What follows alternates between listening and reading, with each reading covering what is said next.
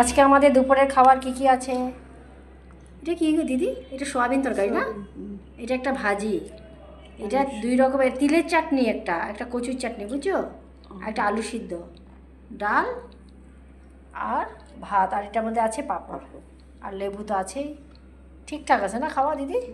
এই আমার দিদি খাচ্ছে, আমি একটু বসি, আমি খাবো তারপরে, পরে খাবো একটু। আমাদের 4 দিন, সোম মঙ্গল বুধ বৃহস্পতি, পুরো 4 দিন আজকে আমাদের এখানে আসা। কাজ হয়েছে 0%।